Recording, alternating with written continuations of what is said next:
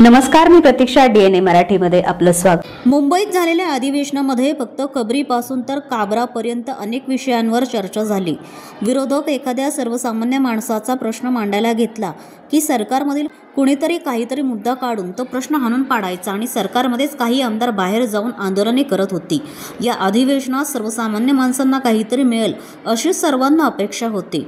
मात्र या अधिवेशनात औरंगजेब, नागपूर दंगल, छत्रपती शिवाजी महाराजांच्यावर केलेले वादग्रस्त विधान आणि स्टँडिंग कॉमेडियन काबरा यांनी केलेल्या वक्तव्यावर या अधिवेशनात चर्चा झाली.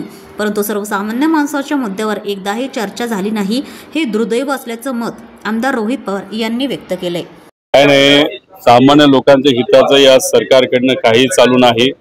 इलेक्शनच्या काळामध्ये जो कुठला शब्द या सरकारमध्ये असणाऱ्या नेत्यांनी दिलेला त्यातला एक सुद्धा शब्द या अधिवेशनामध्ये पूर्ण झालेला नाही. कबरीपासून पार त्या कुणीला काबरापर्यंत फक्त चर्चा झाली, बाकी त्यातून काही मिळालं नाही. आम्ही एखादा मुद्दा मांडायला गेलो तर तिथं फक्त एक कुठलं तरी खुसपट काढलं जायचं आणि ते सत्तेतलेच आमदार आंदोलन करायचे. म्हणजे हे पहिल्यांदा घडलेलं आहे आणि फक्त लक्ष वेगळ्या विषयावर घेऊन जाऊन कसे तरी दिवस काढले एवढंच या ठिकाणी झालंय. पण नुकसान मात्र या महाराष्ट्राचं मोठ्या प्रमाणात झालेलं आपण सगळे बघू शकतो. प्रतिनिधी मुंतजीर शेख, DNA मराठी, अहिल्यानगर.